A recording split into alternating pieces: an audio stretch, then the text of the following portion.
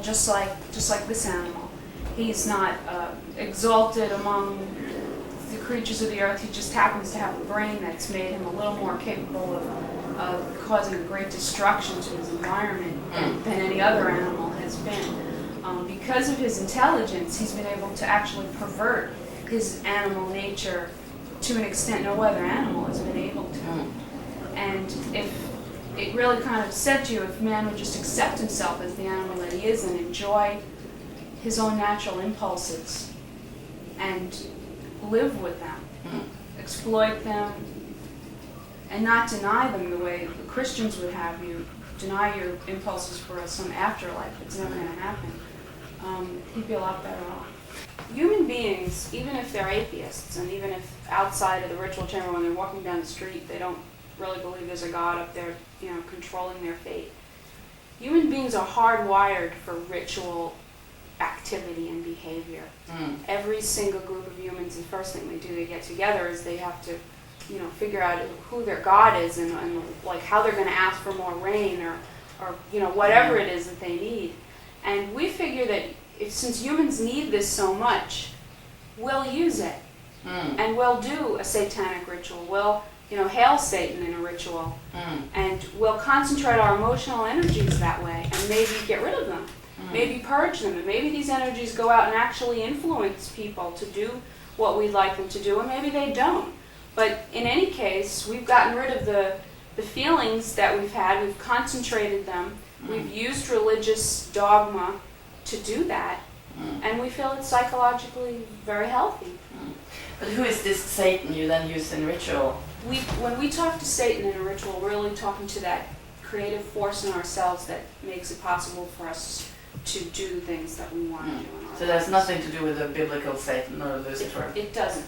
No. We do believe that the strong should survive and the weak should fail. That's the way nature ordains things to be. That is the way the universe works. But then who defines who are the strong and who are the weak? Nature does. It works out by itself. You don't set up laws. That's what the Third Reich did. They're like, we're going to tell you what nature is. Like, they don't know. You don't have to do anything. It does it by itself. But we do believe that Satanists are born, not made. We really think that you are a Satanist by your nature, and that you can't become one. That you read the book and go, oh, that's what I am.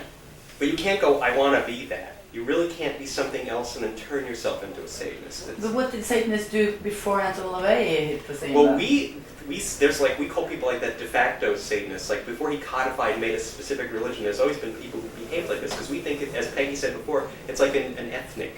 It's like a group. We're all there in society, and people, well, actually, they've often gravitated towards dark things. In our country, the United States of America, Benjamin Franklin was one of the founding fathers who was a genius in diplomacy and science. He was a member of the Hellfire Club. And they used to perform satanic rituals, and they used Masonic symbolism in the creation of all the symbology for this country. So they were Satanists. I mean, even though the Church of Satan didn't exist, like they've been there, all through human history. Each culture has something going on in it that would be reflective of the Satanists that exist in it. The first thing a Satanist needs to do is really know who they are. That's the most important thing, is a self-exploration. And once you really know who you are and your abilities, then you can satisfy them. And satisfaction and joy in this life is what we're interested in. Yeah. But who are then the weak?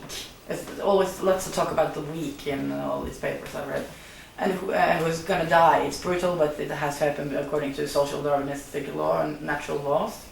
Who are they? Well, the weak would be sort of anyone in sort of the social structure that are parasites, like that aren't sort of earning their keep, aren't doing their own thing to keep alive. What we have done, I think we see it as like a result of 2,000 years of the Christian idea of that life of any sort is precious, which we don't necessarily agree with. Because the way life works, life creates and destroys. It's a constant process. And we've sort of been influenced by Christianity to try to keep every little thing going, which may not be appropriate for the environment. There's only so much resources, there's only so much room, that it's wiser to let those who cannot survive not.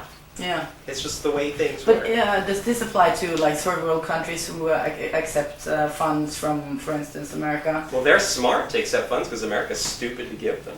I mean, the thing is, America, see, I don't believe we should give funds, I think most Satanists would agree, unless it's quid pro quo. Like, we'll give you something, but we expect something back, culturally or allegiance-wise or something. Yeah. There should always be a give and take, something that's... But many people will argue that many of these third world countries are a result of the Western world exploiting these countries in the first place. Some could So be. it's a kind of back payment. Yeah, well, see, in that case, then that's appropriate. See, everybody's got to kind of work out their perspective and get what they can in that respect. Yeah. So we don't have a unified globe, and we probably won't. No. And if anything, it's going to fragment more and be a lot more smaller groups like vying with each other. And that's natural. I mean, the whole point is like to see who comes out on top in the end. Like with, we'll see.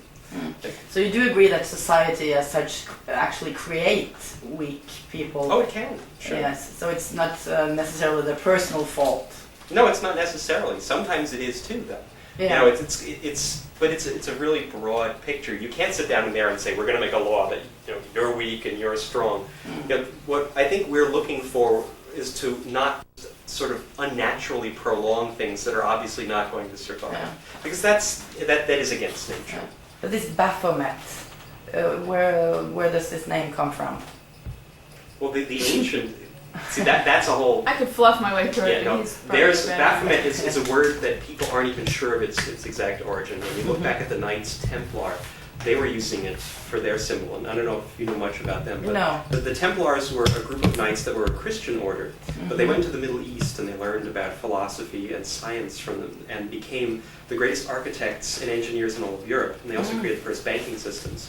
They were eliminated by the aristocracy because they had all the money and the smarts. And especially Philip the Fair in France decided, well, his whole regime was bankrupt, and the Templars had a lot more money than France did. So he had them killed and took all their money by saying they were devil worshippers. And the thing is, philosophically, they were. I mean, because they were basically interested in science and engineering and running the world. Right. They were very carnal. Now, the surviving Templars ran up to Scotland and regrouped there and actually helped the Scottish win their independence from Britain. And they began Freemasonry. Like the whole, they were the first major engineers. They learned it all in the Middle East. And the ideas of Masonry went to the creation of the philosophies that started the United States. The United States is the first Masonic republic in the history of the planet. And therefore, the Templars are satanic, the Masons are satanic. It's like, that's our sort of tradition. Yeah. So Baphomet might have been a corruption of Muhammad for their symbol. The name might have come from there. But then also, there's all kinds of Greek derivations that it could possibly be this, and there's numerological ones. This is like there's books written on this. There's no real solid proof that Baphomet means one specific thing. No. But it was a name. It came from the Templars. So you use it because it's in the tradition in a way. Right. It's in the tradition. Yeah. The Templars used that symbol. Yeah. And it was the Baphomet, the sigil of Baphomet, and actually in ancient that shows three different branches of Satanism. Because the pentagram, it comes from Pythagoras in ancient Greece, which is the idea of the concept of mathematical perfection and the forms. And the pentagram is the most perfect of forms because each segment of the pentagram, each line segment is in that perfect phi ratio, the golden ratio that was considered perfection in architecture. It's also the physical form, like our arms and legs and head are all in phi ratio. When you have flowers, they all grow petals and blooms. It's a universal constant. It's something that is part of nature. It's the dark force in nature. It's expressed in the phi ratio. So that's why the pentagram is our symbol. And the Pythagoreans knew that. They were also considered satanic too in their time. As Peggy mentioned before, the goat face is the carnal side. Now that comes from ancient Egypt. The priesthood of Ammon. Ammon was the ram-headed god, and Ammon was the hidden force, like the breath that moved through all existence but always remained hidden and moved all things. Well, we consider our priesthood. Mendes in Egypt was the city that... But he wasn't pictured like a goat, was he? Oh yeah, it's like a ram or goat. Like the Egyptians, their art is a little different, but it's the same animal that it comes from. Like we draw it that way because it fits better in the star, but that's where it comes from. So our priesthood, we trace back to that old priesthood in Egypt of Ammon. Now, the Hebrew figures are spelling out counterclockwise the word Leviathan. Leviathan is the great serpent of the watery abyss, and the waters were considered the primal dark. Yeah. And so the Levite, the Ophite Jews were the satanic Jews, the ones who had the understanding of reality and existence. So we have all those traditions all summed up in one symbol. from all different cultures. Mm. We call us fascists in a sense because we believe in equality and believe that things should have some value. And in this culture where everything is considered okay, everything is sort of reduced to one mediocre level. Yeah. We believe that you have to be able to judge and have discrimination. Like discrimination is not a bad word. Yeah, but to still, us. you know, fascist because it's up to the individual. You don't have this. Right.